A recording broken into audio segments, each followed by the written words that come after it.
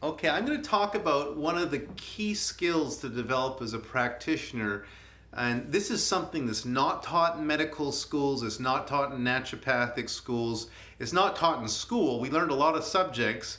It's kind of funny when you think when we went through school, we never learned about some of the most critical pieces in life, things such as relationships and how to manage finances and that sort of thing. Certainly, when I went to school, we never covered any of that.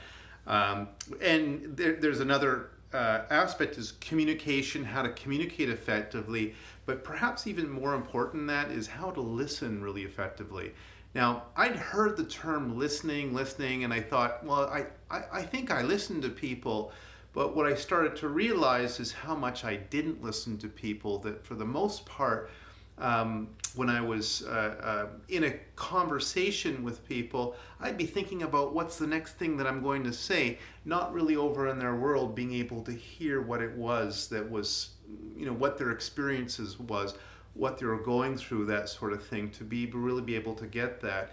And it's a very extraordinary gift that you can give to clients, for them to actually fully have the experience of being fully heard. It's actually something quite rare. Most people go through life not really being able to communicate or be heard by the people around them so that other people can know what their experience is and what they're going through. And what people want probably the most of anything is just to be loved unconditionally, to be able to be heard and know that they're okay. So I was raised a Roman Catholic. I went through that whole process when I was very young. And one of the things in the Roman Catholic Church we have is something called confession. So when you've committed a sin, sins according to, in that religion, when you commit a sin, one of the things you do as a practice, you go and talk to, or you do a confession with the priest, and he absolves you of your sins. And basically what saying in that is that you're still loved even though you've done this, or you've had this sort of life, that sort of thing. You're still okay. And the effect it has for people is just to be able to relax, to be able to get that they're okay, that who they are, a higher sense of who they are is really perfect just the way they are, sort of thing, that they're still loved. And that's a huge thing for people to be able to have in life. Now, we're not doing confessions as practitioners or that sort of thing, but you can also, one of the things you can do is you can create a safe enough space or environment for your clients to be able to open up and to be able to see a lot more of what's going on in their lives. Because typically, more often than not, when you're going to practitioner, all we're talking about are things such as symptoms. I got these aches and pains in my body. I've got, this diagnosis. Someone's just looking at the numbers on a piece of paper for your blood work or medical reports and that sort of thing. And we're not really seeing kind of what's beyond that, what's going on in that person's life. Because people can be, if you go out into the world nowadays, people are holding a tremendous amount of tension, frustrations, that sort of thing. And so the common thing is just to go and treat the symptoms. Here, take this to be able to feel better, so you don't have to feel the pain. And there's nothing wrong with that. It's a completely legitimate and reasonable way about going about things. Adding this layer or this other aspect to the practitioner-client or patient relationship is absolutely enormous, to be able to create a safe enough space so that clients can actually say what's really going on in their lives. And the idea behind this type of listening is not to fix or change anything that a person is doing, to make them wrong about anything, but really just to actually give them the experience that however they are, like I said, this is not a confession, but just something that you can do, is giving people the experience that who they are and how they are is really just okay. Because typically people can't find that absolutely anywhere. And what happens is that when people really get, it's like, oh my goodness, I can just relax, I'm okay here, someone's actually hearing me and listening to me, this huge load of stress can come off, and very interestingly enough, we start to see the symptoms start to dissipate, and people can improve that way.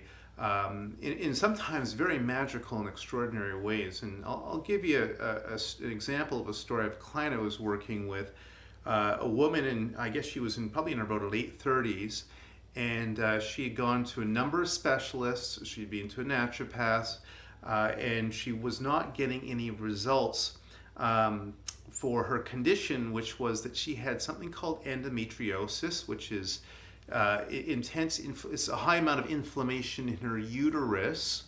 And basically what endometriosis is, your cells are fusing or merging. It's kind of a precancer condition of the uterus. And she also had precancer cells in her cervix. And what the doctors were recommending is she have this procedure called a hysterectomy, which is basically they surgically remove the female reproductive organs or body parts, a partial or a whole hysterectomy. It's a very common operation for a woman, probably one of the more common operations that women have out there. And but the thing is, in her case, is that she wanted to have a second child, and she's 37. And her doctors are saying is that, and everyone's saying that she's talked to, is that she has to have this removed. And she's very, very angry, incredibly angry. And anyways, I worked with her a little bit. We did some recommendations around diet and herbs. And she did notice some improvement, but I could tell there was just something else there for her that hadn't been communicated, that hadn't been expressed. And so what I did was really create a safe enough space for her to actually say, and it took a while for her to come out and for her to be able to say what that was, but she eventually came out and said that she'd been sexually abused about 15 or so years prior to that. And it was interesting as she was telling the story, she'd never told this to anyone in her life. Remember, I said, people go around their whole life not being heard, or that someone can just listen to them without judging or just get the place that they're in. And so for whatever reason, she felt comfortable enough to be able to open up to me. But like I said, I try and create that sort of a safe environment for people to say a lot more. But anyways, so she said this, and as she's telling the story about this, you could see her whole body just cringing and the stress just building up in her. And I said, well, listen, I can't imagine how horrible an experience that would be like. I just literally can't. And what you had to go through with that. One of the things that I do know is that sometimes what we see is when people have emotions like anger or sadness or grief, that sort of thing, it can get stuck. There's no flow through them, is that they can often wreak havoc on the body, which I've seen a lot in the past from working with people. And I said there's that happened.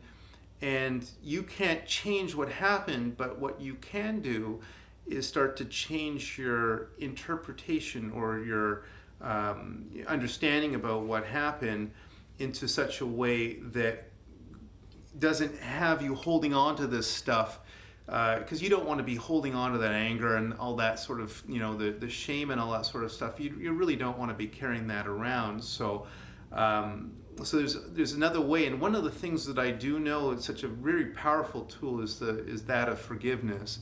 And I don't know how you're going to do this or whatever, to be able to let this go. But there's one of the things that when we're working with, what I work with people for healing, and if they're not getting results, doing what they're doing, is sometimes we need to change up and look under some more stones and see what else that we can find that will move a person forward. And eventually we start to come to the main things that people have to address around that. So anyways, very brave woman, very extraordinary woman. She went back and she actually forgave the person. I'd been talking to them for years, still tremendous amount of anger. And what was interesting was, and a very cathartic experience, just a lot of upset, all this sort of emotions just coming up and peeling off sort of thing. And anyway, so she does this, and it turns out that the story that she had made up about why it had happened, what had happened, was actually different from what actually had happened, according to the person that had done that, and that shifted her whole life. It shifted her whole life. All of a sudden, he felt horrible about it, by the way. But there's no way to actually ever go back and have a communication with her around that. So anyhow, what happened was that love and compassion started to come back into a relationship with him, and they became friends again.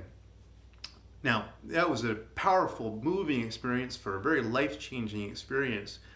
Anyways, she goes in for a scan. This was about 3-4 weeks later. I can't remember, something like that, to her specialist again.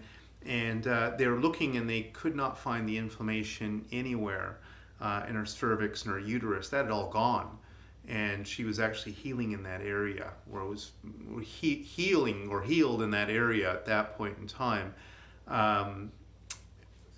Amazing, just kind of a miraculous sort of thing. So I like to share these stories. I've seen lots of this happen for people over the years, but it's just another aspect or element that you can do, or you can add to your, to your work that you're doing with people. And it's an extraordinary gift to be able to give someone, and often can produce results, especially in impossible cases or difficult cases where nothing is working, nothing is shifting or changing. I find that sometimes doing this can make all the difference in the world. Obviously, you have to cultivate that in yourself, being able just to listen to people without trying to fix or to change them, but listening to them in such a way that they just are heard, and really understand that how they are is okay just the way that they are. And that can move mountains.